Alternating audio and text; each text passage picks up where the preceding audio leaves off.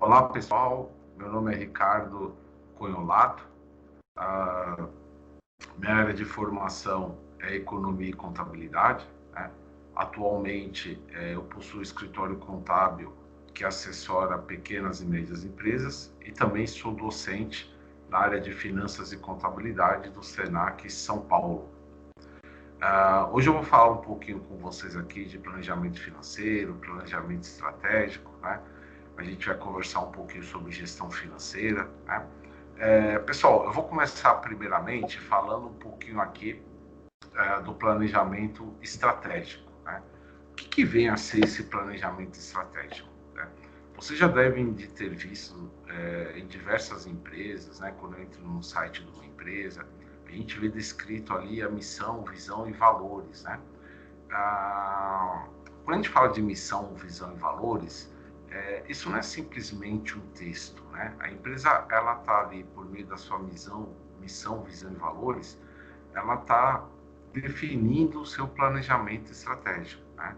Quando a gente fala de missão, a missão está relacionada à finalidade de existência da empresa, né?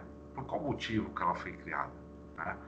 Quando nós falamos da visão, a visão ela busca determinar aonde a empresa quer chegar, né? O que ela quer alcançar, né?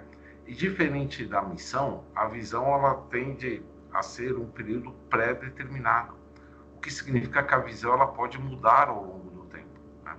E por último nós vamos ter os valores.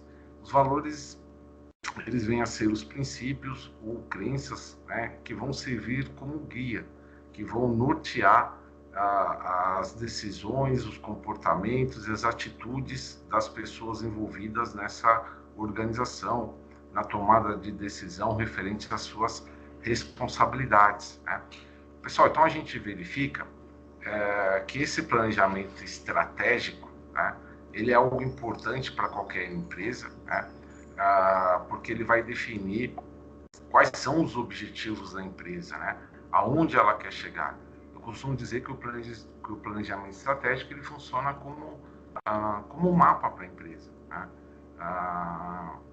Ele vai servir como um guia que vai orientar a empresa a atingir os seus objetivos, né? E quando nós falamos de objetivos, o que pode ser objetivos de uma organização, né?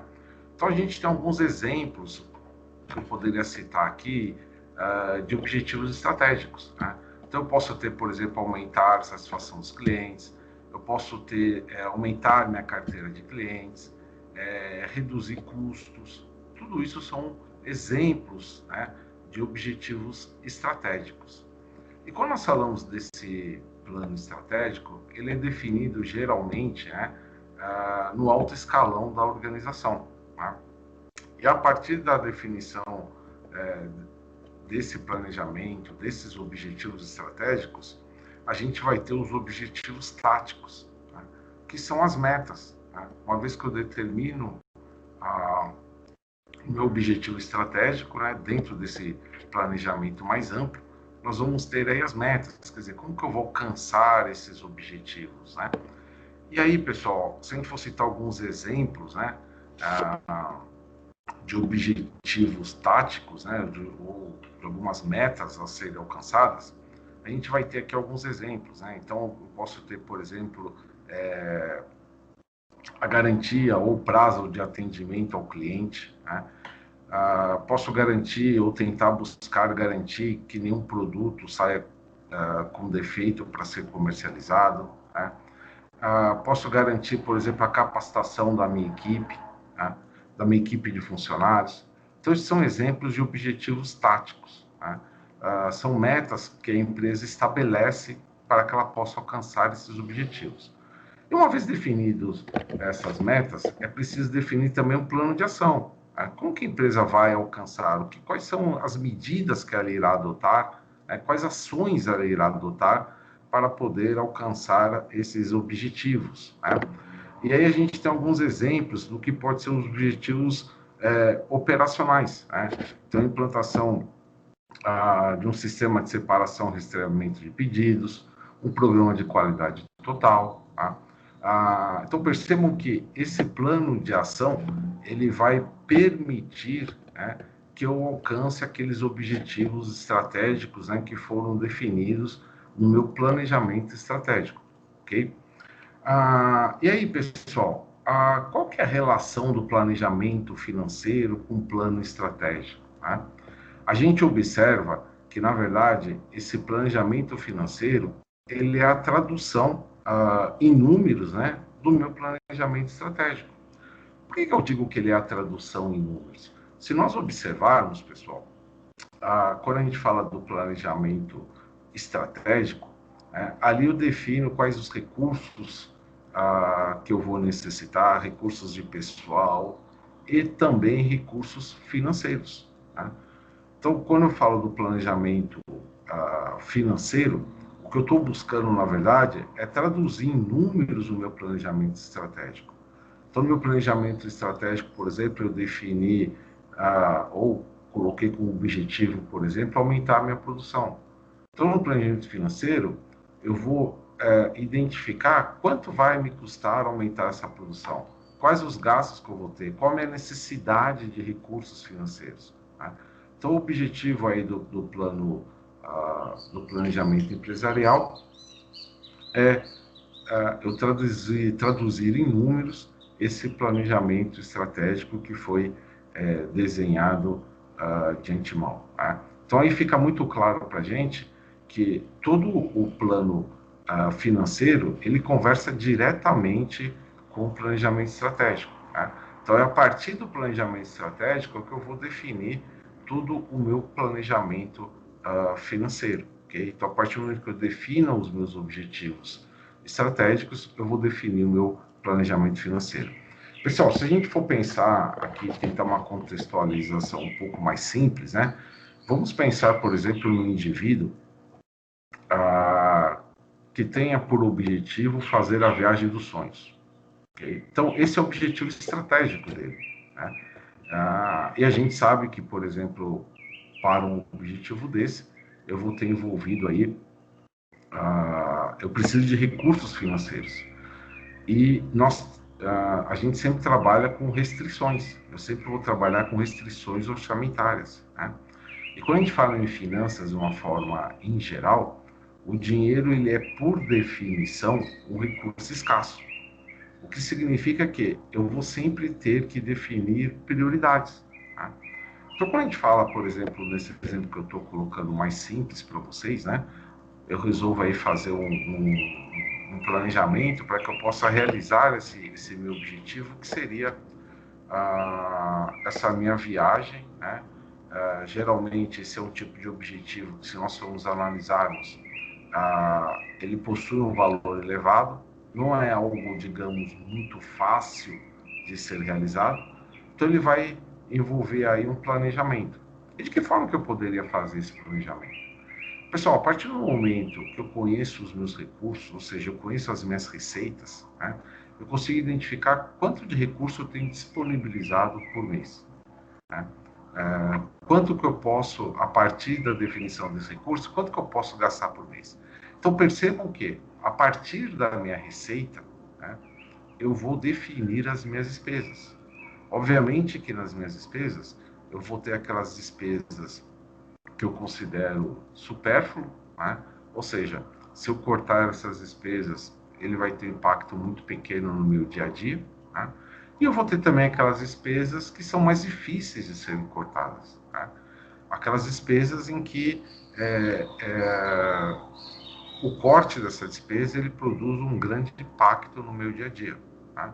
Mas percebam, pessoal, que a partir do momento em que eu começo a definir esses pontos, eu começo a enxergar com mais clareza qual é a minha capacidade de poupança, né?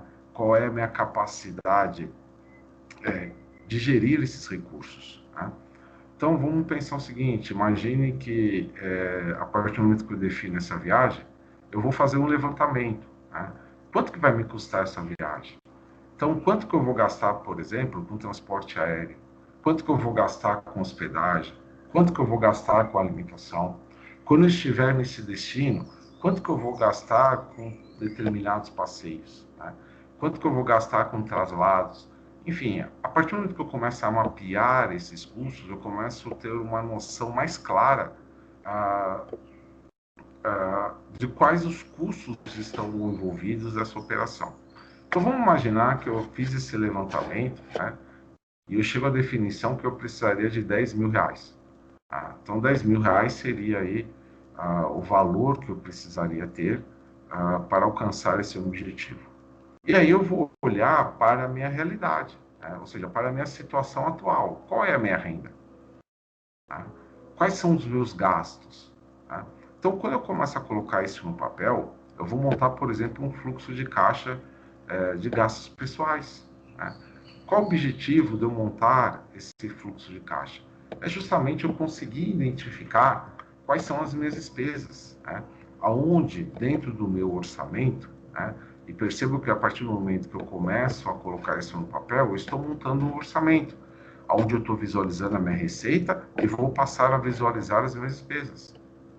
Pessoal, então vamos pensar o seguinte, quando a gente fala, por exemplo, de 10 mil reais, né, vamos imaginar que quando eu monto esse meu orçamento, quando eu relaciono as minhas receitas, quando eu relaciono as minhas despesas, eu identifico ali que a minha capacidade de poupança, né, e quando eu falo poupança é no sentido de poupar recursos, essa minha capacidade, por exemplo, é de R$ 250 mensais.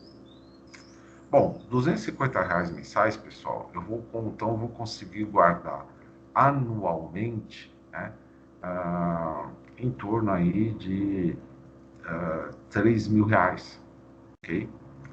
E aí você vai falar assim para mim, poxa, R$ 3 mil, se a minha viagem custa R$ 10 mil, provavelmente eu vou levar pouco mais de 3 anos para atingir esse objetivo. Tá?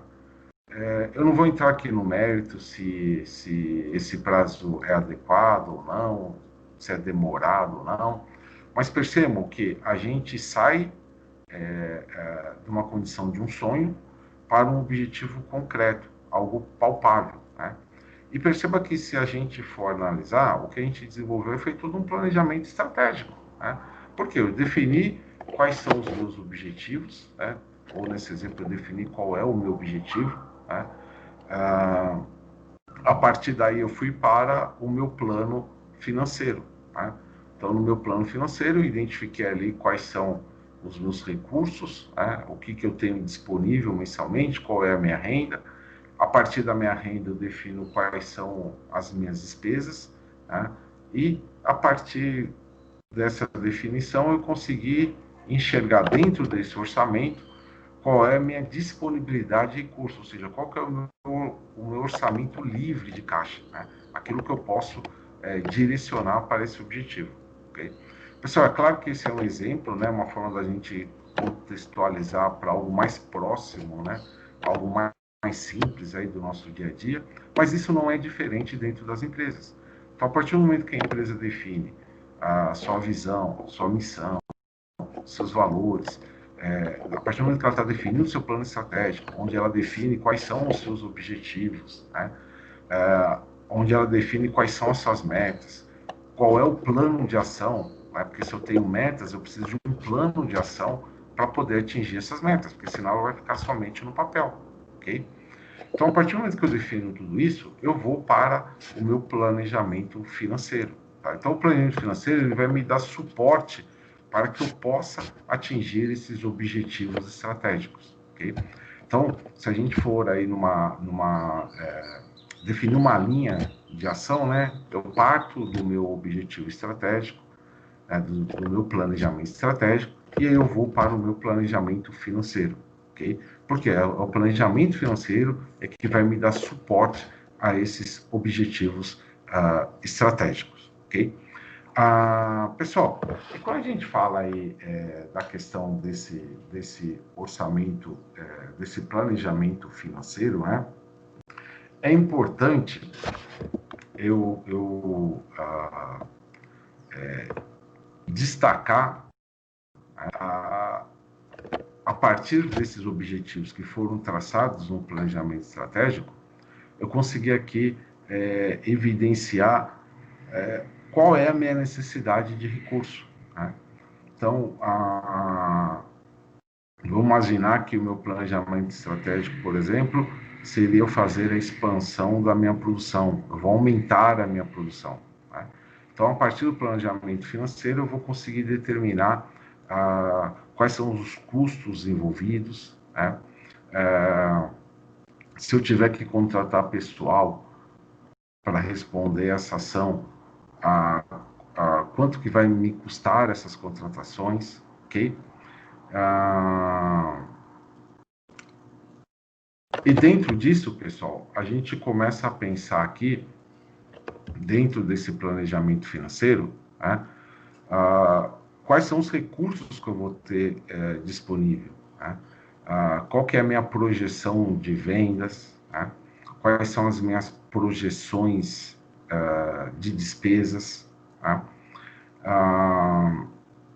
E observe que o que nós fazemos quando a gente fala do planejamento, o objetivo do planejamento é eu me anteceder, né, às situações que vão ocorrer no futuro, ok? Então, dentro desse nosso planejamento, o objetivo é eu identificar principalmente, né, para essa minha tomada de decisão, quais são os recursos que eu vou necessitar, né? O que eu vou, e quais os recursos que eu já possuo e o que eventualmente eu tenha que ir buscar no mercado, ok? Pessoal, dando sequência aí no nosso comentário, né? O que é mais importante na gestão financeira de uma empresa, né? De quem está começando um empreendimento.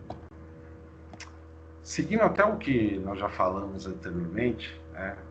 Todo empreendimento, seja ele pequena empresa ou grande empresa, é extremamente importante eu definir o planejamento estratégico. Tá? A partir desse planejamento, eu tenho que identificar o meu orçamento empresarial, o meu planejamento financeiro. Okay? Pessoal, eu costumo dizer o seguinte, o que quebra uma empresa é a falta de recursos em caixa. Okay? É claro que é importante uma empresa ela atender, ela ter um bom produto, ela ter um bom pós-venda, né? Mas se a gente analisar, uma empresa ela pode ter um produto de má qualidade, ela pode ter um pós-venda ruim, ela pode ter um péssimo atendimento ao cliente, só que enquanto ela possui caixa, ela continua operando, né? Então, o que quebra uma empresa, né, é a falta de recurso em caixa. Por outro lado, se eu tiver um bom produto, se eu tiver um bom atendimento, se eu tiver um bom pós-vendas, se eu não tiver recursos em caixa, eu não vou conseguir operar. Então, quando a gente fala de um empreendedor, principalmente aquele que está iniciando os negócios, é muito importante, né, que ele tenha um foco muito bem definido nesse planejamento financeiro. Né? A ideia do planejamento é eu projetar, eu fazer projeções de receitas, projeções de despesas. Pessoal, quando eu falo de projeções, qual que é o objetivo das projeções? É uma antecipar, né, principalmente as situações em que eu tenha falta de recurso em caixa. O planejamento em si, essa minha projeção financeira, essa minha estimativa financeira, ela não vai fazer um milagre de aparecer mais dinheiro nas contas da empresa, ok? Pessoal, só que ela me permite me antecipar as situações negativas. Tá? Quando eu falo dessas projeções, vamos imaginar o seguinte, né? Imagine que eu estou aí fazendo as minhas projeções para o ano de 2021. Eu estou fazendo todo o meu planejamento para o ano de 2021. Vamos imaginar que uma empresa, por exemplo, seja uma indústria, né? Então, eu vou começar pelo orçamento de vendas, ok? Nesse orçamento, eu vou definir ou vou colocar ali qual é a minha expectativa de vendas, quanto que eu espero vender, né, em quantidade, em valores, qual a receita que eu espero ter para o ano. Definido o orçamento de vendas, eu vou definir qual é a quantidade de produção. Okay? O que eu vou ter que produzir? Qual a quantidade que eu vou ter que produzir no ano? Eu vou definir qual é a necessidade que eu vou ter de manter produtos em estoque. Então, eu vou definir, por exemplo, que eu vou ter no meu estoque 10 dias de vendas, 15 dias de vendas, 20 dias de vendas, ok? E aí, a partir disso, eu vou definir meu orçamento de produção. Quanto que eu vou ter que produzir para poder manter o que eu defini da minha necessidade de estoque, e atingir os meus objetivos de vendas. Definir o meu orçamento de produção, pessoal, eu vou olhar para o meu pessoal. Hoje eu tenho uma determinada equipe. Para esta produção que foi definida, qual é a equipe que eu necessito? Quantos colaboradores eu preciso? Tá? Então, eu vou fazer um levantamento da capacidade produtiva. Né? Então, a minha produção em horas, os operários que eu tenho hoje, esses funcionários que eu tenho hoje, né? Qual que é a capacidade de produção? Tá? Então, a partir do momento que eu defino isso, eu vou definir se o pessoal que eu tenho hoje é suficiente para possa manter essa minha produção, ou se eu vou ter que contratar outros funcionários, ou até mesmo eu vou identificar se eu tenho excesso de mão de obra. De repente, o meu plano de produção, eu identifico que eu necessito de 10 empregados, eu estou com 12 empregados. Tá? Como pode acontecer de, nesse plano de produção, eu identificar que eu tenho 15 empregados e o que, na verdade, eu precisaria seria de 20 empregados, então eu vou ter que contratar mais 5. Okay? A partir do momento que eu defino esse meu orçamento, né, de produção, percebam que a gente foi trabalhando de forma analítica. Então, eu comecei pelo orçamento de vendas, posteriormente, eu parti para o orçamento de produção, identificando as necessidades de estoque, né? Posteriormente, a gente definiu o orçamento operacional, tá? Tudo isso foi feito de forma analítica. E aí, eu vou partir para o orçamento geral, ou seja, quanto que a partir do meu orçamento de vendas, né, quanto que eu vou gastar com produção, com pessoal, para poder sustentar aquelas vendas que eu estimei inicialmente. Né? Então, quando a gente fala aí, é muito importante para esse empresário que está começando um negócio, né, para esse empreendedor que está começando um negócio, que ele tenha muito claro alguns aspectos importantes, né? Ele tem que controlar muito bem custos e despesas.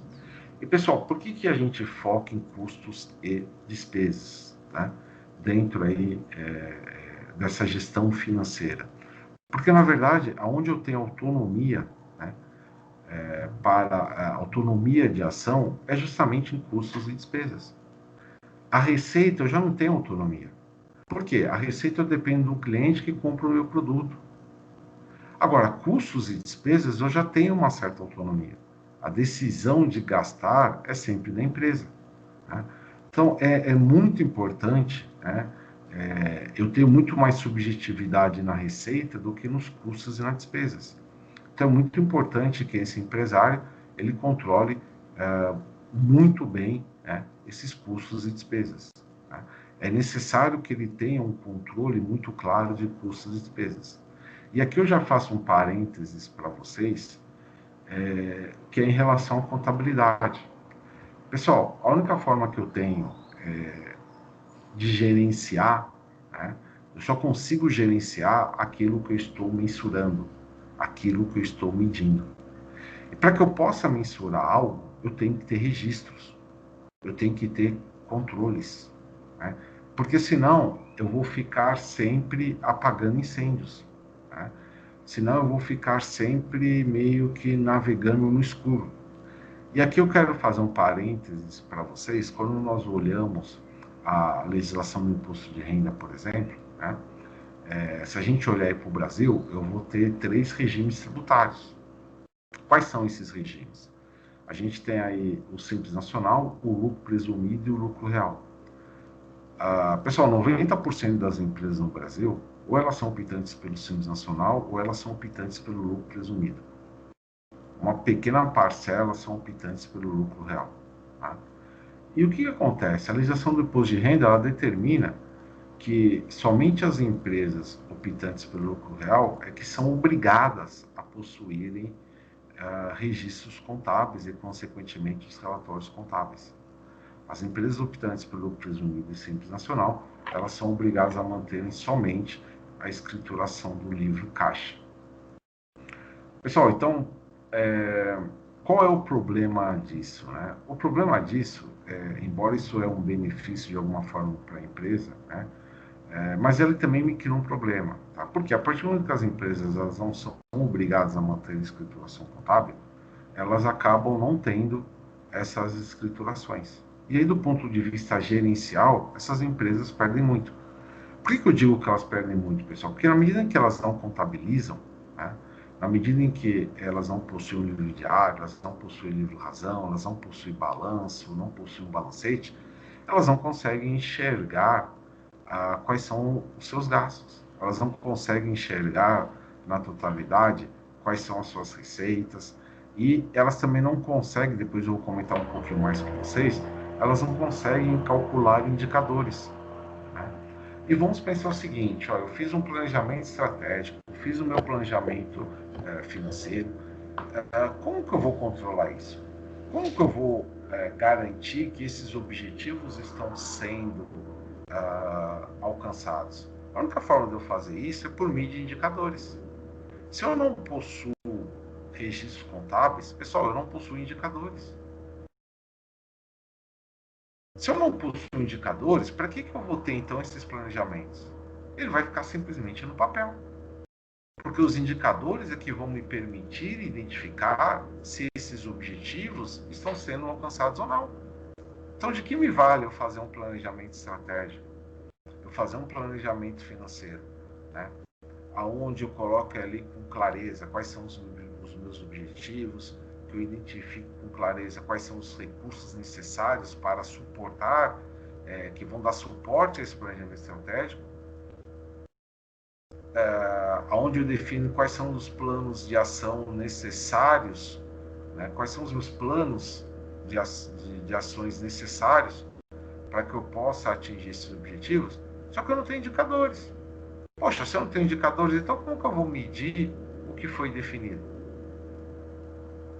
Se eu defino, por exemplo, pessoal, que eu quero aumentar a rentabilidade do meu produto, como que eu vou medir se esse objetivo está sendo alcançado, né, ou quanto eu estou avançando em relação a esse objetivo, se eu não tenho um indicador de rentabilidade?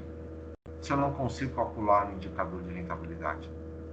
Percebem que a partir do momento que eu não tenho esses controles, a partir do momento que eu não tenho esses registros, eu simplesmente perdi a minha capacidade de avaliar o que foi definido no meu planejamento financeiro e no meu planejamento estratégico. Tá? Então, é importante, mesmo que a legislação não obrigue, mesmo não exija, é importante que a empresa tenha. Porque, como eu falei para vocês, eu só consigo gerenciar aquilo que eu estou medindo. Se eu não estou mensurando, pessoal, eu tenho uma ilusão de gerenciamento. Né? Então, e para mim gerenciar, eu preciso de ter controles, eu preciso de ter indicadores. Porque senão eu não estou gerenciando. Pessoal, para ficar mais claro isso, vamos pensar o seguinte: pensa, por exemplo, num indivíduo que não tem o hábito de ter aí uma planilha de gastos pessoais. Tá? Esse indivíduo, pessoal, ele recebe o salário dele, por exemplo, no dia 5 do mês. Quando chega no dia 20, ele já não tem um centavo. E se você perguntar para ele onde ele gastou o recurso dele, ele simplesmente não sabe. O máximo que ele vai dizer para você é o seguinte: já foi todo o meu pagamento e eu não tenho dinheiro nenhum na minha conta. Eu não sei onde eu gastei isso. Pessoal, isso não é uma força de expressão. Né? É porque ele realmente não sabe. Né? Geralmente eu conheço aquelas minhas despesas fixas. Então, por exemplo, eu sei qual é o valor de um aluguel, eu sei qual é o valor de uma prestação, mas e aquelas despesas do dia a dia? Aquilo lá geralmente eu já não tenho algo muito claro. Agora, pessoal, vamos pensar o seguinte: imagine que eu faça que eu tenha uma planilha de gastos pessoais, onde eu coloque ali cada centavo que eu gasto. E de novo, vai fazer o milagre de aparecer mais dinheiro? Não, não vai. Eu vou continuar, se eu ganho, por exemplo, R$ 2.000, eu vou continuar ganhando R$ 2.000 da mesma forma. Só que percebam, pessoal, que se eu, por uma necessidade, ou porque eu tenho um objetivo maior, eu decida que eu tenho que cortar, por exemplo, 10% das minhas despesas, a partir do momento que eu bato o olho na minha planilha de gastos pessoais, eu consigo identificar de forma imediata quais são os gastos que eu não considero tão relevantes e que eu posso cortar e abrir esse espaço e abrir e passar a ter esses 10% livre. Percebam que, de novo, não existe um milagre de aparecer mais dinheiro, mas perceba que gerencialmente a qualidade da informação melhorou e muito. Eu passo a ter uma visão mais global das minhas receitas e das minhas despesas, aonde eu posso cortar, aonde eu não posso cortar. Agora, pessoal, se eu não tenho nada disso e eu tenho a necessidade de cortar esses 10%, eu não sei nem por onde eu vou começar. Então, a primeira coisa que eu coloco quando a gente fala desse empreendedor que ele está começando é que ele tem que ter planejamento, ele necessita se dedicar um tempo aí a fazer esse planejamento, a definir quais são essas ações, mas ele precisa definir indicadores. E para que ele tenha esses indicadores, ele precisa de controles. Eu preciso de ter controles para que eu possa saber que aquelas ações que foram definidas, elas estão ou não alcançando o resultado. Porque, pessoal, todos esses planejamentos estratégicos, financeiros, eles não são algo engessado, algo que eu faço uma vez e nunca mais olho para eles. Eles são algo, por definição, flexíveis, porque os cenários mudam. E se os cenários mudam, eu preciso de novas estratégias. Quando a gente fala planejamento estratégico, eu estou definindo objetivos, mas também estou definindo estratégias a partir dos cenários conhecidos. Na medida em que esses cenários mudam, eu preciso de novas estratégias.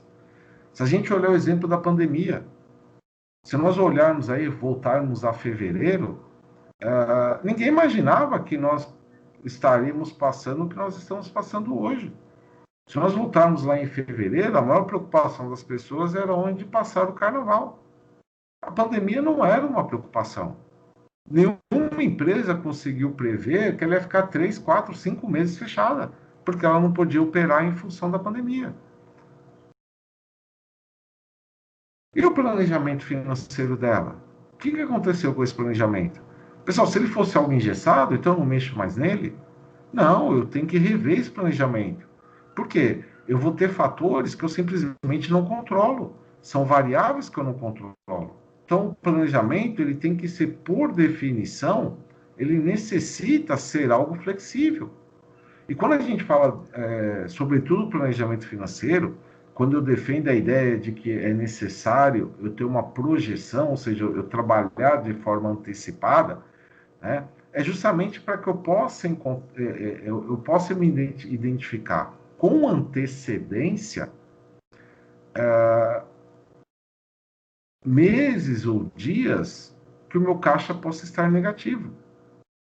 Por que isso, pessoal? Porque quanto mais cedo eu identifico, quanto mais cedo eu diagnosticar essa situação, mais tempo eu vou ter para resolver esse problema. Então, se eu tenho 30 dias para resolver um problema, por exemplo, que eu vou ter de caixa, né, eu tenho 30 dias para buscar alternativas. Então, eu posso, por exemplo, solicitar por um fornecedor uma prorrogação de prazo, eu posso solicitar para um cliente antecipação de pagamento de uma duplicata, obviamente que isso também vai ter custo. Eu posso ir para o mercado e verificar quais são os custos de empréstimos das diversas modalidades que eu vou ter de produtos financeiros, então capital de giro, desconto de duplicatas, uso de conta garantida, enfim. Percebam que eu tenho um tempo hábil para buscar soluções, porque nós temos que ter em mente que toda solução ela vai gerar um custo. E o objetivo desse administrador financeiro é buscar aquela solução que gere o menor custo possível. Né? Os custos não são iguais. Né? Então, o custo, por exemplo, de um fornecedor prorrogar, né, uma duplicata não é o mesmo custo do que eu fazer um empréstimo de curto prazo. Né?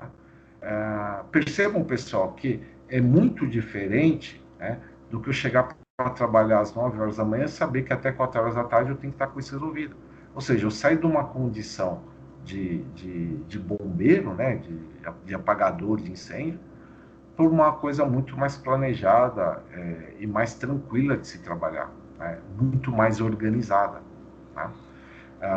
Então, esse empresário que está começando o seu negócio, ele tem que focar em custos, ele tem que focar em despesas, ele tem que ter isso muito bem controlado, né?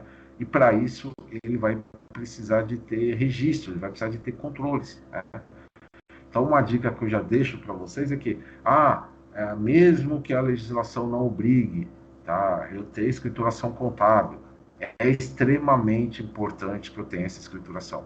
Tá? Por quê? Porque através dessa escrituração é que eu vou ter uma visão global dos meus negócios. É através dessa escrituração, por exemplo, que eu vou conseguir calcular indicadores. Ok? Bom, pessoal, uma outra questão aqui, né? O que é melhor para uma empresa, né? Para uma gestão focada no caixa ou focada no lucro, né? Pessoal, claro que o objetivo de toda empresa é ter lucro. Só que eu tenho que ter em mente que o lucro ele é um resultado contábil. Né? A contabilidade, muitas vezes, ela trabalha com o regime de competência, enquanto que o caixa, né, ele trabalha, como o próprio nome diz, com o regime de caixa. Ou seja, eu considero a receita e a despesa no momento que elas ocorrem. Né? Quando a gente fala essa questão da gestão de lucro, gestão de caixa, eu acho que também está muito relacionado ao tipo de empresa, ao porte de empresa. Por que eu falo isso, pessoal? Porque quando eu penso em grandes empresas, a capacidade que a empresa tem de buscar recursos no mercado é infinitamente maior do que a capacidade de buscar recursos de uma pequena empresa. Né? Os custos no Brasil para uma empresa, para uma pequena empresa, tomar recursos é muito mais elevados proporcionalmente, né, do que os custos de uma grande empresa. Né?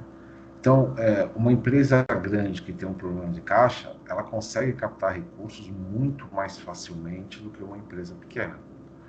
Então, se a gente for pensar em empresas menores, né, eu acho que é fundamental eu ter uma gestão voltada para o meu caixa.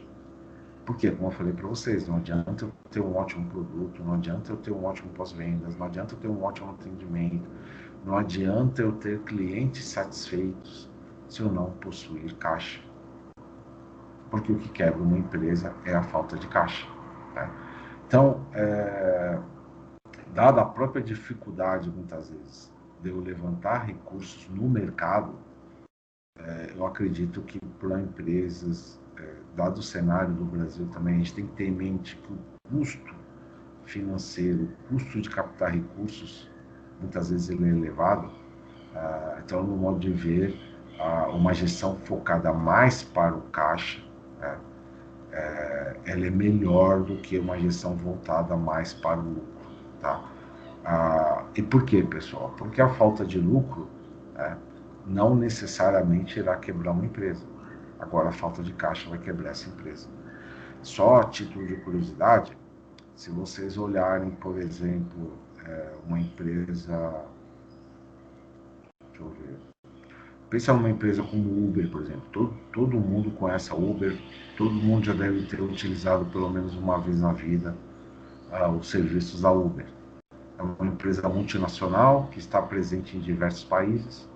Pessoal, se vocês forem olhar o histórico da Uber, A Uber nunca conseguiu gerar um centavo de lucro. Poxa, mas se a empresa não gera um centavo de lucro, como que ela está conseguindo operar? Porque ela possui caixa.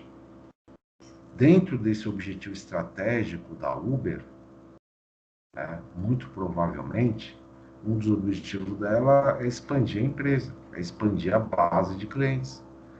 E para que ela alcance esse objetivo, ela está claramente queimando caixa. Ah, mas de onde vem esse recurso, então, que se a empresa não gera lucro, se a empresa opera com prejuízo, de onde vem esse recurso de caixa da empresa? Esse recurso vem de fundos de investimentos que acreditam no modelo de negócio da empresa. Mas já são anos que ela vem simplesmente queimando caixa. E se vocês forem pesquisar, vocês vão ver que alguns bilhões de dólares que ela queima por ano. Hoje se fala muito nas fintechs. Se vocês olharem, por exemplo, aí o Nubank, por exemplo, né?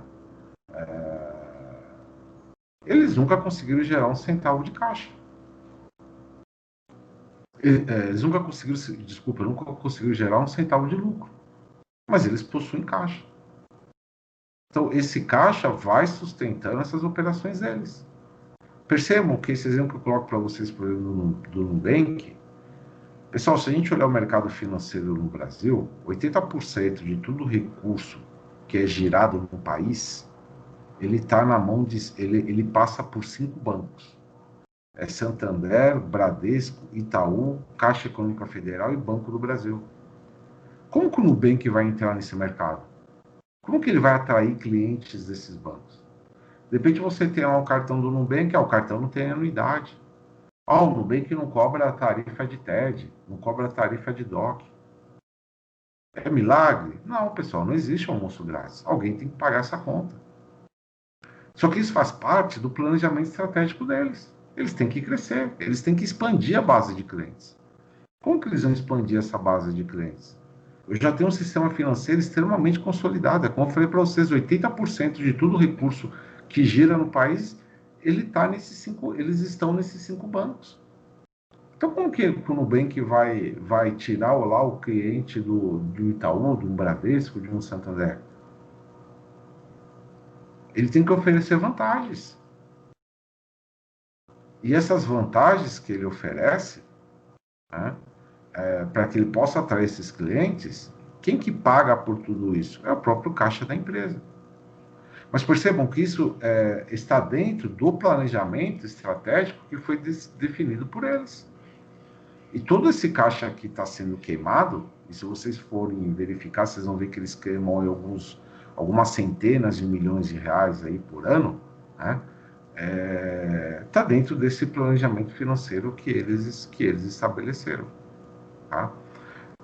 Mas veja,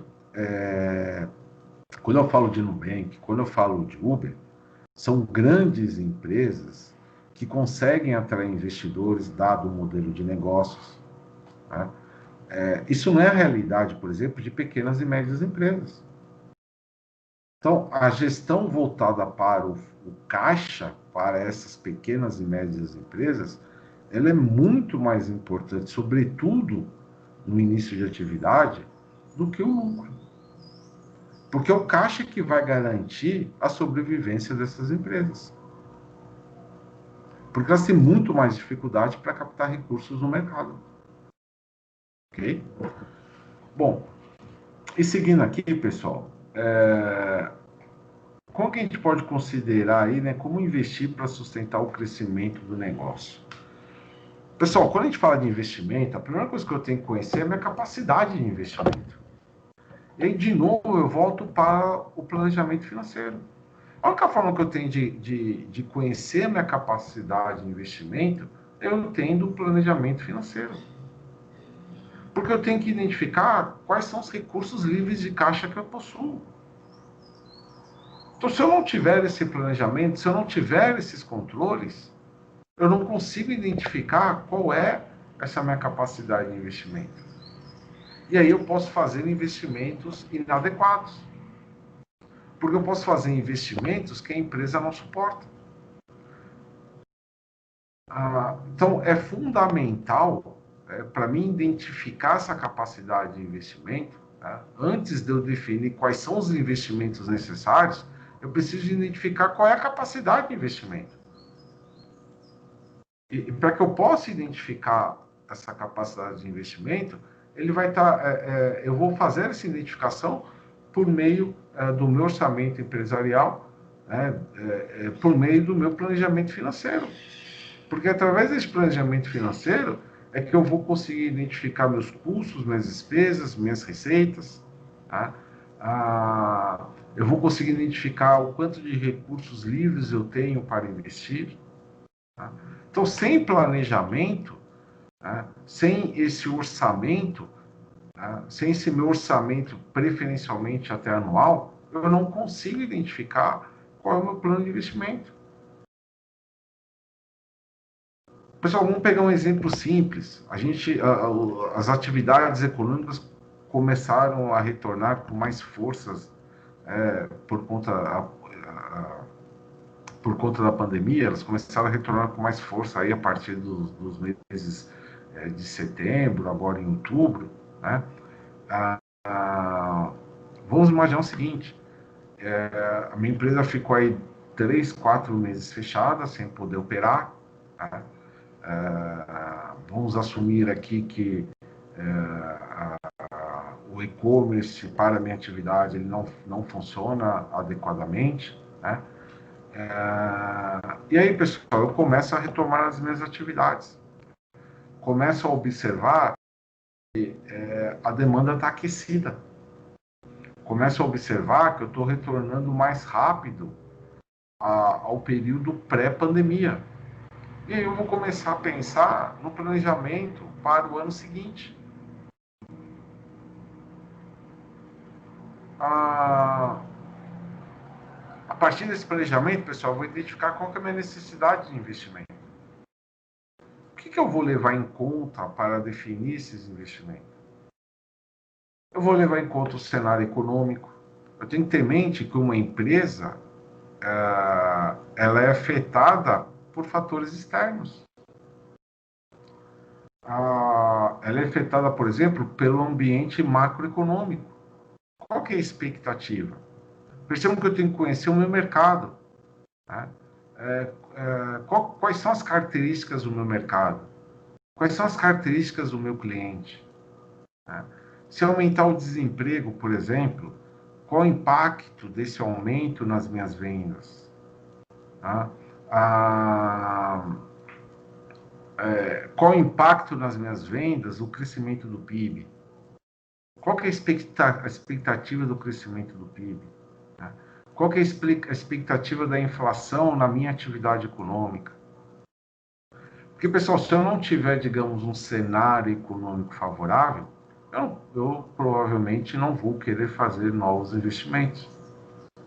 Todo investimento, ele traz, por si só, um componente aí de incerteza. E quando a expectativa não é favorável, muito provavelmente eu não invisto. Tá? Mas observem que, quando eu falo desse planejamento, eu tenho que contemplar, esse meu planejamento ele tem que contemplar esses cenários econômicos. Qual que é a expectativa da economia para o ano seguinte? E o ideal até é que eu trabalhe com cenários distintos. Eu posso trabalhar com um cenário, digamos, otimista, se tudo der certo, qual que é o impacto dos meus negócios. Um cenário pessimista, se tudo der errado, se nós tivermos, por exemplo, uma segunda onda de contaminação pelo coronavírus, se eu tiver que voltar a ter fechamento de atividades, esse seria um cenário pessimista. Qual que é o impacto disso nos meus negócios? Qual que é o impacto disso no meu caixa? E eu posso trabalhar também com um cenário, digamos, mais realista, ou seja, aquele cenário que há uma probabilidade maior. Lembrando que eu sempre trabalho com probabilidades, não dá para mim trabalhar com certezas. Todo planejamento ele envolve probabilidades, né? Nunca é uma certeza. Né? Então, a partir da análise desse cenário, é que eu vou decidir eventuais investimentos. Né? primeiro, a minha necessidade de investimento e a minha capacidade financeira de bancar esses investimentos. Tá? Porque, por vezes, eu não vou ter capacidade financeira, eu vou ter que adiar esses objetivos. Mas percebam que, para nós respondermos todas essas questões, eu preciso de planejamento, eu preciso de análise de cenários. Tá? Não é uma coisa que eu vou tocando, digamos, simplesmente por fim. Não é algo que eu vou tocando simplesmente porque eu acho. Não. Eu coloco no papel, eu vejo o meu planejamento, vejo a minha capacidade financeira, vejo qual é a minha necessidade de investimento. Então, eu tenho que, por exemplo, renovar o meu parque fabril, eu necessito investir em novas tecnologias, enfim, é um plano global. Né? Então, a partir da análise, a partir do momento que eu defino esse plano global e a análise desses cenários, é que eu vou definir qual é a minha capacidade de investimento. Mas percebam a minha necessidade e como eu vou fazer esse investimento. Mas percebam que, sem eu ter, digamos, esses controles, sem eu ter indicadores, é muito difícil eu definir em que momento eu vou investir, ou até mesmo eu identificar se eu preciso ou não investir, que é o pior dos mundos, né? Que eu não consigo nem identificar se eu tenho ou não tenho necessidade de novos investimentos. Tá? Pessoal, eu falei muito com vocês também de indicadores, né?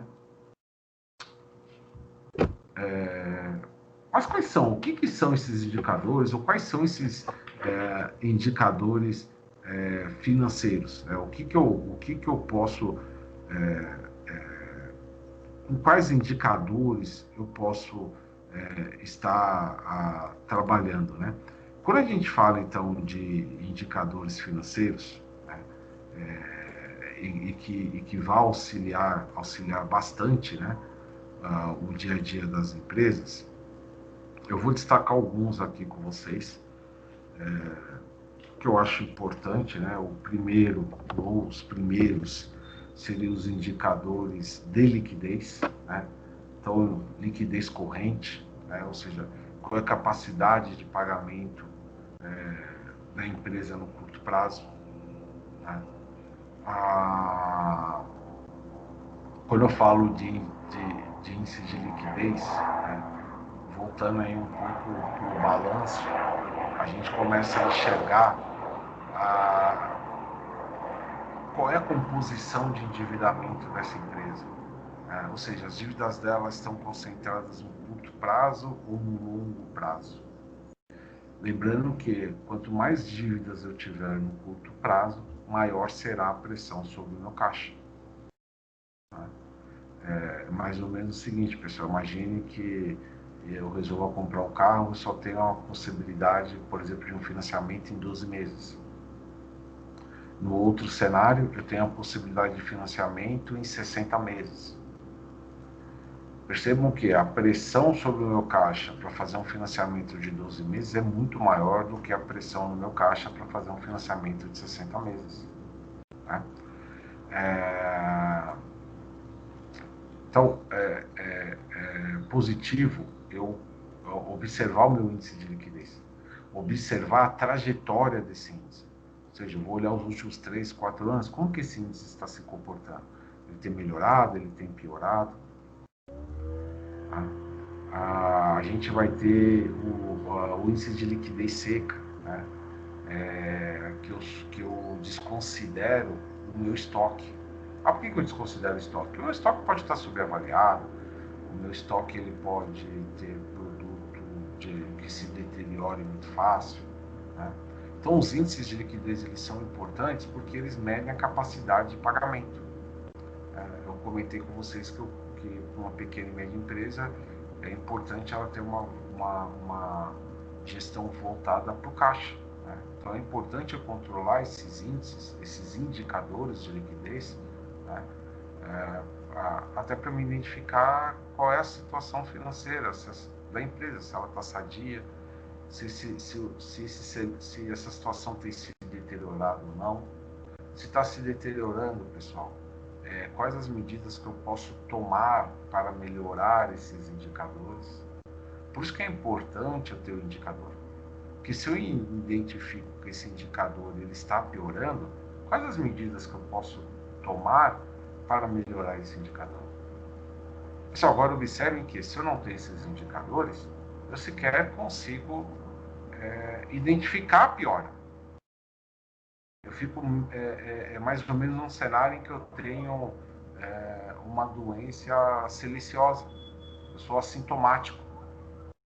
Ou seja, eu não consigo sequer identificar que o cenário, que as minhas finanças estão piorando. Então, daí a importância do indicador. A gente vai ter também indicadores de atividade. Qual é o meu prazo médio de estocagem? Ou seja, quanto tempo a mercadoria ela fica no estoque para se tornar uma venda? Eu tenho que ter em mente que se eu tenho 100 mil reais no meu estoque, são 100 mil reais que estão parados naquele estoque. Eu poderia estar usando esse recurso para outra coisa. Então, qual é o meu prazo médio de estocagem? Quantos dias a mercadoria fica no meu estoque até ela se tornar uma venda? O que eu posso fazer para reduzir esse prazo? Eu tenho que ter em mente que quanto mais rápido eu gerar um estoque, melhor é para a empresa. Agora, pessoal, percebam que isso não é uma decisão também, digamos, totalmente autônoma. Por quê? Porque eu tenho as condições de mercado. Então, não é algo totalmente autônomo. Outro indicador que a gente vai ter de atividade, prazo médio de recebimento. Qual que é o prazo médio que eu estou dando para o meu cliente realizar o pagamento de uma venda? Você pode pensar o seguinte, olha, uma coisa é fato, quanto mais eu diluo o prazo do pagamento para o meu cliente, maior é a probabilidade, maiores serão as minhas vendas. Pessoal, isso é bastante intuitivo, tá? Pensa, por exemplo, num pacote de viagem. Um pacote que eu já tenho ali transporte aéreo, hospedagem, alimentação. Você vai sair de férias. Vamos imaginar que eu só tivesse a possibilidade de comprar isso à vista. Eu vou ter uma parcela de pessoas que vão ter acesso. Agora, a partir do momento que esse mesmo pacote eu consigo parcelar em 10 vezes para esse cliente, eu aumento essa minha base de compradores. Tá? Então, é bastante intuitivo que quanto maior é o prazo que eu dou para o pagamento da venda por parte do cliente, né, maiores tendem a ser as minhas vendas. Só que eu tenho que ter em mente, pessoal, que quando eu concedo prazo ao meu cliente para pagamento, eu estou financiando o meu cliente. O que significa que eu estou incorrendo em custos financeiros. Então, não há problema algum, a princípio, eu dilatar o prazo para o meu cliente efetuar o pagamento. Só que eu tenho que ter muito claro que eu estou financiando esse cliente. E quanto maior for esse prazo, maiores serão os meus custos. O outro indicador de atividade também muito importante é o prazo médio de pagamento. Ou seja, quanto tempo eu levo para pagar o meu fornecedor? Pessoal, esse prazo médio de pagamento, quanto maior for esse prazo, melhor é para a empresa. E quando eu, digamos, junto aí esses três indicadores, né, prazo médio de estocagem, prazo médio de recebimento, prazo médio de pagamento, quando eu combino esses três indicadores, pessoal, eu vou definir, por exemplo, o meu ciclo de caixa. Tá? Eu vou definir por quanto tempo o meu caixa fica descoberto. Então, se eu calculo, por exemplo, que o meu prazo médio de estocagem, sei lá, vamos hipoteticamente falar aqui, é 40 dias. Meu prazo médio de recebimento é 30 dias. Né? Então aí a gente já tem 70 dias, prazo médio de pagamento para a gente facilitar o raciocínio, vamos considerar que também seja 30 dias.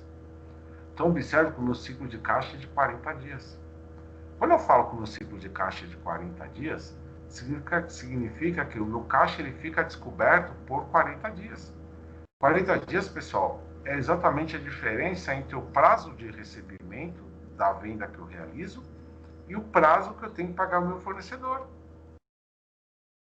Ou seja, o prazo, a data que eu pago o meu fornecedor é 40 dias antes da data que eu recebo pela venda. Perceba a importância de eu controlar esse ciclo de caixa. Por quê, pessoal? Quando eu falo que o ciclo de caixa é prazo médio de estocagem, prazo médio de recebimento, mais prazo médio de recebimento, menos prazo médio de pagamento, reparem que essa equação matemática, quanto maior for o prazo de recebimento, maior é esse ciclo, ou seja, mais dias o meu caixa fica descoberto e, consequentemente, maiores serão os meus custos financeiros. Agora, pessoal, vocês vão encontrar empresários por aí que ele não sabe, por exemplo, qual que é o prazo médio de estocagem dele. Ele não sabe qual o prazo médio de recebimento. Se você perguntar para ele qual o prazo médio de recebimento, ele vai falar assim, minha empresa vende 30, 60 e 90 dias. Ok, isso é estratégia de vendas, mas não é o prazo médio de recebimento. Então, por isso que eu falo para vocês, de novo, que sem controle, sem registro, sem indicadores, eu não estou gerenciando nada. Ok? Então, eu já comentei com vocês os índices de liquidez, índices de atividade, né? E a gente vai ter também, pessoal, os índices de rentabilidade. Né? O que eu quero medir nos índices de rentabilidade? É exatamente a rentabilidade do meu negócio. Então, qual é a minha margem líquida? Qual é a minha margem de lucro? Ou seja, de tudo que eu vendo, né? Depois que eu deduzo as minhas receitas e as minhas despesas, quanto efetivamente sobra para o meu caixa? Essa é a minha margem de lucro. Eu tenho que conhecer a minha margem de lucro. A minha margem ela está aumentando ou ela está diminuindo? Ela não é fixa, pessoal. Ela não é fixa. Ela pode ser variável. Num ano ela pode ser maior, no outro ano ela pode ser menor. No mês ela pode ser maior, no mês seguinte ela pode ser menor. Eu tenho que controlar qual está sendo a minha margem de lucro. E como que eu controlo a minha margem de lucro? Eu tenho um índice de margem, eu tenho um indicador de margem líquida, ou indicador de margem de lucro, que é minha receita, que é o meu lucro líquido dividido pela minha receita de vendas. A gente vai ter o índice de rentabilidade do patrimônio. Pessoal, vamos pensar o seguinte: quando eu coloco dinheiro numa empresa, eu estou pegando o dinheiro da pessoa física e colocando capital na pessoa jurídica. Quando eu faço isso, a pessoa jurídica ela tem que remunerar esse acionista, ela tem que remunerar esse sócio. E a gente vai ter o que a gente chama de custo de oportunidade. O que é custo de oportunidade? Tá? É aquilo que eu deixo de ganhar por uma determinada escolha que eu fiz. Ou custo de oportunidade também chamado de trade-off. O que eu deixei de ganhar por uma escolha que eu fiz? Tá? Então, quando eu coloco o dinheiro numa empresa, vamos imaginar que eu estou colocando 100 mil reais numa empresa. Pessoal, vocês concordam comigo que quando eu coloquei 100 mil reais numa empresa, eu poderia ter deixado esses 100 mil reais aplicado no banco. Então, eu tenho um custo de oportunidade. Ah, mas é recurso próprio, mas ele também tem custo. Qual que é o custo? É o custo de oportunidade, porque esse recurso poderia estar parado, poderia estar rendendo algo no banco. Então, quando eu resolvi colocar esse dinheiro na empresa, a empresa ela tem que me propiciar uma remuneração maior do que o que o banco me propicia. Porque senão não justifica eu tirar dinheiro do banco e colocar na empresa. Então é extremamente importante eu acompanhar o meu indicador de rentabilidade do patrimônio. Por quê? Por meio desse indicador, quando eu pego lá o meu lucro líquido e divido pelo patrimônio líquido, eu estou enxergando o quanto que a empresa está remunerando esse sócio ou esse acionista. Imagina que eu sou administrador financeiro de uma empresa. Eu chego para o sócio e solicito que ele faça um aporte de capital na empresa. Pessoal, como que eu vou convencê-lo a fazer esse aporte de capital? Eu tenho que mostrar para ele que a remuneração que eu vou gerar dentro da empresa é maior do que ele teria, por exemplo, no banco. Porque senão ele não investe. E é importante que, sobretudo, e de novo eu volto a falar com vocês, como que eu vou calcular a rentabilidade do patrimônio, pessoal, se eu não tenho registro contábil? Se eu não conheço o meu lucro líquido? Se eu não conheço o meu patrimônio líquido? Como que eu vou calcular a rentabilidade do patrimônio? E vocês vão cansar de ver pequenas e médias empresas que não possuem registro contábil. Ah, por que você não possui registro contábil? Ah, porque a Receita Federal me desobriga. A legislação do imposto de renda me desobriga. Ok, de fato ela te desobriga. Só que você não pode abrir mão de relatórios importantes para a sua tomada de decisão no dia a dia. Então, mesmo que a Receita te desobrigue, é extremamente importante você ter isso. A gente vai ter o famoso ROI, que é outro indicador importante, que é o retorno sobre ativo. Então, se eu estou investindo na empresa, quanto de retorno esse ativo está me gerando? Só faz sentido eu investir se eu tiver retorno. Pessoal, se eu não tiver expectativa de retorno, não vale a pena investir. Então, esses são indicadores, né,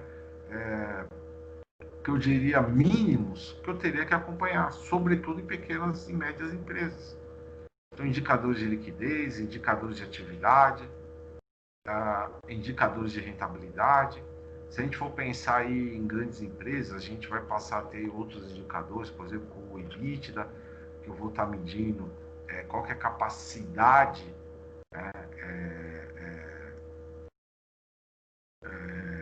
de ganho operacional da empresa, ou seja, na atividade, qual é a capacidade de ganho da empresa na sua atividade operacional, tá? Desconsiderando resultados financeiros e impostos. Tá? Mas, então, todos esses indicadores, eles vão me permitir acompanhar se os objetivos que foram traçados no meu plano estratégico, eles estão sendo alcançados ou não. Pessoal, vamos imaginar que o meu objetivo estratégico, por exemplo, é o aumento da minha margem de lucro. Foi isso que eu planejei. De repente eu tive lá uma consultoria, foi definido esse plano estratégico. Ótimo, legal. Agora, pessoal, se eu não tenho registro contábil, como que eu vou medir se esse objetivo está sendo alcançado ou não? Se eu não tenho registro contábil, eu não consigo calcular, por exemplo, a margem, eu não vou ter o indicador de margem líquida. Eu não vou ter indicador de margem de lucro. Então, como que eu vou saber se esse objetivo está sendo alcançado ou não? Como que eu vou saber se eu tenho que rever ações desse plano estratégico? Porque se eu tenho um indicador e eu observo que ele não está sendo alcançado, se o meu objetivo, por exemplo, é aumentar essa margem em 30%, e em vez de aumentar ela está diminuindo, significa que eu tenho que mudar meus planos de ações. Eu tenho que traçar novas estratégias, eu tenho que traçar novas ações para que eu possa efetivamente alcançar esse objetivo. Agora, perceba, se eu não tenho indicador, eu não consigo nem identificar o que está ocorrendo. Eu não consigo ter um diagnóstico. Então, de repente, eu fiz um plano estratégico maravilhoso, bonito, bem feito, só que eu não tenho controle. Eu vou medir isso de que forma? Por isso a importância de eu ter esses controles, esses indicadores. Ok? Pessoal, uma outra questão. Se eu não tenho histórico, como que eu vou trabalhar o meu orçamento? É muito comum a gente trabalhar com histórico, com orçamentos, a partir do histórico. Então, eu observo, por exemplo, que as minhas vendas vêm crescendo 3% ao ano. Então, eu vou projetar para o ano seguinte mais 3%. Agora, quando eu não tenho histórico, e é uma opinião bem pessoal, tá? Quando eu trabalho orçamentos, planejamentos, com dados históricos, no meu modo de ver, é eu trabalhar, digamos, de uma forma muito confortável. Esse gestor fica numa posição muito confortável. E a simples projeção, pessoal, ela é muito falha. Tá? O ideal mesmo é eu partir para o orçamento, né, sem históricos. É o chamado orçamento base zero. O que é orçamento base zero? Tá? Pessoal, o orçamento base zero ele consiste numa metodologia em que cada área da empresa ela vai detalhar os seus gastos. Qual é a previsão de gastos para o ano seguinte de cada área? Ou seja, eu elimino desperdícios. Tá? Eu posso trabalhar com orçamento por centro de custos. Cada setor é um centro de custos, pode ser um centro de custos. E cada departamento vai definir qual é o seu orçamento para o ano seguinte, qual é a sua previsão de gastos, qual é o seu custeio para o ano seguinte. Então, eu estou partindo do zero. Por isso que ele é chamado orçamento base zero. Tá? E no meu modo de ver, isso aí é bastante pessoal, né? É o ideal de ser feito. Por quê? Porque eu tiro o gestor da sua zona de conforto. E na medida em que cada setor define, detalha, na verdade, melhor dizer, os seus gastos, né? Eu quebro um pouco aquele paradigma de que os recursos da empresa são infinitos, né? Que eles não são, de forma alguma, eles sempre serão finitos, né? Em contrapartida, também obriga o gestor a se comprometer com essas metas que foram definidas por ele. Então, eu vou ter, só para a gente pegar um exemplo, vamos pensar, por exemplo, orçamento de vendas.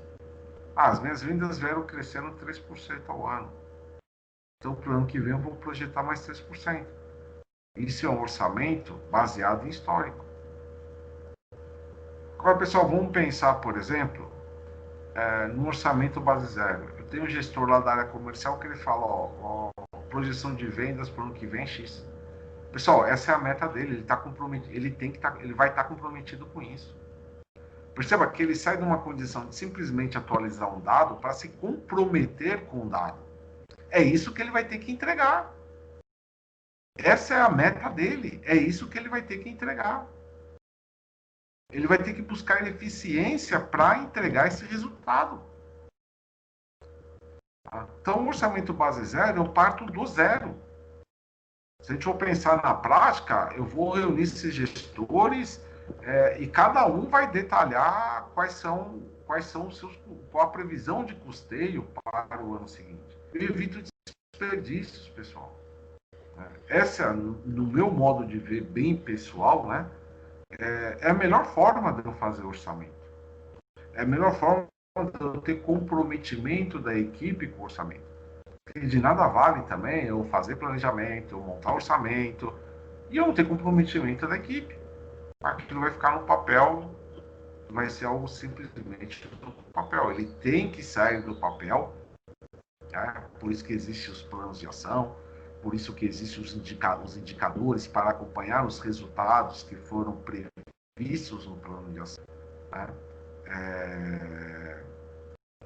Porque senão ele não funciona, ok? Então, a melhor forma que eu tenho de fazer o orçamento, tendo ou não tendo dados históricos, é o orçamento base zero. Tá? Porque ele me gera maior comprometimento, ele me evita desperdícios, né? Ele evidencia melhor os gastos das empresas e ele evidencia os gastos por setores e não os gastos simplesmente de forma global. O gasto de forma, quando eu só visualizo o gasto de forma global, eu não consigo enxergar muito bem qual setor está sendo mais eficiente, qual setor está sendo menos eficiente.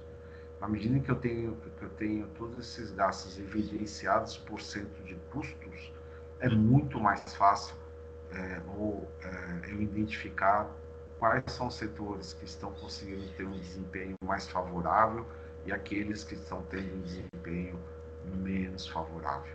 Tá? Pessoal, uma outra questão também aqui importante, né, é a questão aqui que acontece muito, sobretudo nas pequenas e médias empresas, que é a não separação do caixa do sócio, né, ou seja, dos recursos do sócio dos recursos da empresa. Pessoal, de tudo que eu falei para vocês aqui, isso é básico. Tá? Na contabilidade, a gente vai ter o que a gente chama de princípio da entidade. O que é esse princípio da entidade? A pessoa física dos sócios, em hipótese alguma, ela se confunde com a pessoa jurídica. Em outras palavras, o patrimônio do sócio é uma coisa, o patrimônio da pessoa jurídica é outra. Eles não se confundem, eles não são a mesma coisa. Mas eu sou dono da empresa. Ok, você é a pessoa física sócia da empresa. Você pode ser o sócio majoritário. Você pode ser o único titular dessa empresa. Se a gente for pensar numa empresa individual, ela tem um único titular. Só que, pessoal, como o próprio nome diz, a empresa é uma pessoa jurídica. Ou seja, ela possui personalidade própria. Ela tem direitos e deveres. Assim como a pessoa física possui direitos e deveres, a pessoa jurídica também possui direitos e deveres. Ou seja, ela tem personalidade própria. Tá? Em hipótese alguma, eu posso misturar o que é patrimônio pessoal do que é patrimônio da pessoa jurídica. O que é recurso de um sócio, o que é recurso da pessoa jurídica. Pessoal, como que eu vou falar de planejamento estratégico? Como que eu vou falar de planejamento financeiro? Como eu vou falar de indicadores se eu não consigo sequer diferenciar o que é recurso do sócio, o que é recurso da empresa? Então, a primeira coisa que eu tenho que ter é essa diferenciação. E como que eu começo essa diferenciação? Eu começo a diferenciação, pessoal, definindo primeiro uma contabilidade para a empresa, definindo os gastos da empresa, a retirada do sócio, o que o sócio vai retirar de prolabore, o que o sócio, como vai ser a distribuição de lucro. Reparem, lucro e prolabore são coisas distintas. Prolabore é a remuneração que é paga ao sócio pelo serviço prestado. É o salário do sócio pelo serviço prestado. O lucro é a distribuição do resultado positivo das operações da empresa.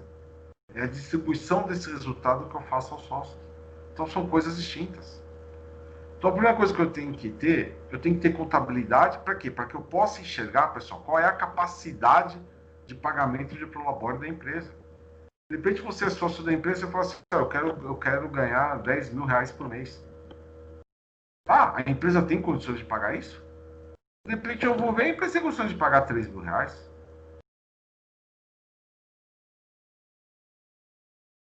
Então, eu tenho que definir o prolabore. E o sócio vai receber esse prolabore mensalmente. Se a empresa está indo muito bem, ele recebe aquele valor que está devendo no prolabore. Se ela não está indo bem, ele recebe aquele mesmo valor. O que não pode acontecer, pessoal, é no mês eu tenho uma sobra de 20 mil. O sócio vai lá, pega os 20 mil. No outro mês sobrou 5, ele pega os 5. Não, pessoal, isso não é gestão. Eu tenho que definir com clareza qual é o prolabore do sócio. Ele desenvolve uma atividade na empresa, então ele tem que ter um prolabore. Esse prolabore é o salário dele. Eu tenho que ter a contabilidade, e aí a importância de eu separar a contabilidade da pessoa jurídica dos recursos do sócio da pessoa física. Para que eu possa identificar qual é a capacidade de pagamento de prolabore da pessoa jurídica. Não adianta eu querer tirar 10, eu querer ter uma retirada de prolabore de 10 mil, se a empresa só tem capacidade de pagar 3.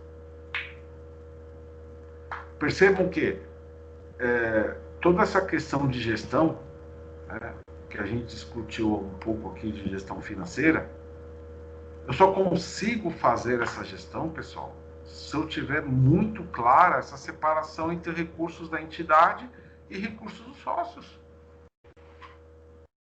Como que eu vou fazer planejamento financeiro se em um determinado mês eu tenho que pagar a escola do filho do sócio? Se em um determinado mês eu tenho que pagar a prestação do carro da esposa do sócio? É impossível. Então, eu ter clareza dessa diferenciação do que é recurso dos sócios, do que é recurso da empresa, ela é a primeira coisa que eu tenho que ter. Para posteriormente eu pensar em planejamento estratégico, eu pensar em planejamento financeiro, eu pensar em orçamento anual. É a primeira coisa que eu tenho que ter. Porque senão eu não consigo trabalhar nada disso. Então a primeira coisa que nós precisamos ter é essa diferença. Essa diferenciação entre recursos da empresa e recursos dos sócios. O sócio ele é um investidor que tem que ser remunerado, só que eu tenho que ter regras bem definidas para essa remuneração. Eu não posso ter uma situação em que recurso da empresa, recurso do sócio, ele funciona como se fosse uma única coisa, porque não é. E isso vai impedir com que eu consiga ter uma boa gestão. Ok?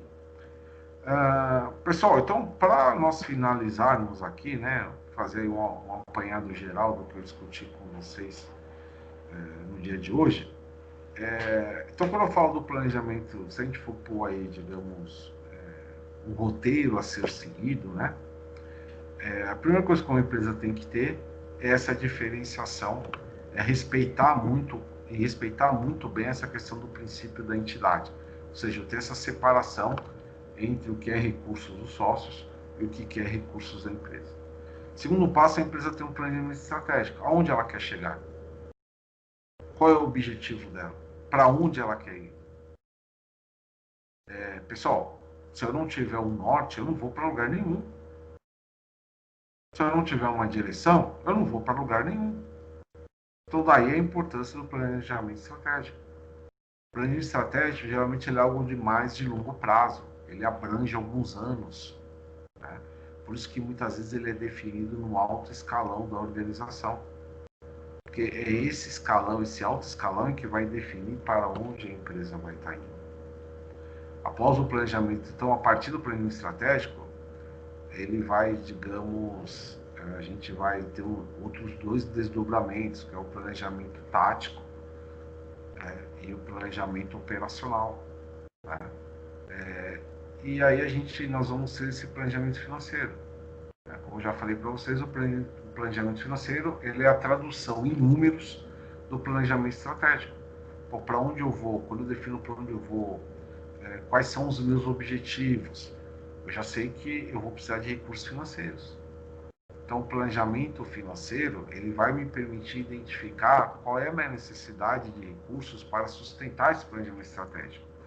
O planejamento financeiro vai me permitir identificar se eu possuo recursos próprios, vai me permitir identificar se eu tenho que tomar recursos no mercado, vai me permitir identificar como que eu vou contrabalancear recursos próprios e recursos de terceiros dentro da minha organização.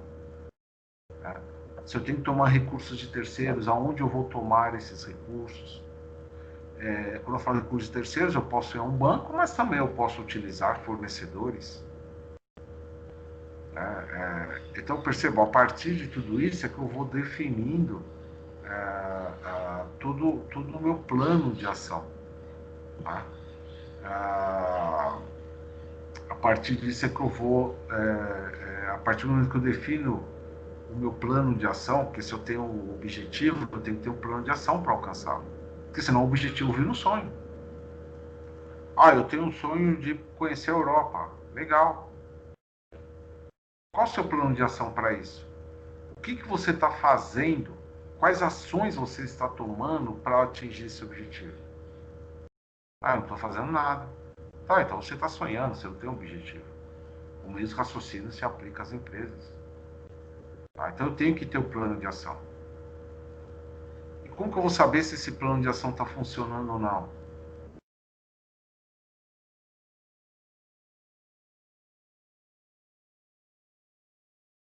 que eu tenho desdobramento do meu plano tático, meu plano operacional, eu vou ter meus planos de ação, né? Ou seja, quais ações serão tomadas para alcançar os objetivos definidos no meu plano estratégico. A partir dessas ações eu vou definir os indicadores, porque afinal de contas eu tenho que medir para saber se essas ações, se eu estou alcançando esses objetivos ou não. Então eu vou partir para os indicadores. Percebam, pessoal, que para que eu tenha tudo isso, eu preciso de ter controles, eu preciso de ter relatórios, eu preciso de ter registros, eu preciso de ter uma contabilidade robusta, que me gere essas informações. O objetivo da contabilidade é gerar informações para a tomada de decisões. Agora, pessoal, eu finalizo dizendo o que eu já disse anteriormente para vocês. Eu não consigo gerenciar o que não está sendo mensurado. Eu não consigo gerenciar o que está sendo medido. Se eu não estou mensurando, pessoal, eu não estou gerenciando. Eu estou no máximo, tendo uma ilusão de gerenciamento. E para finalizar aqui, uma última questão.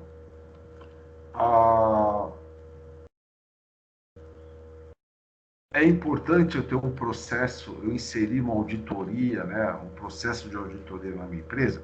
Pessoal, depende, isso é muito relativo, tá? Por que eu digo para vocês depende? Depende do porte da empresa, depende do modelo de gestão.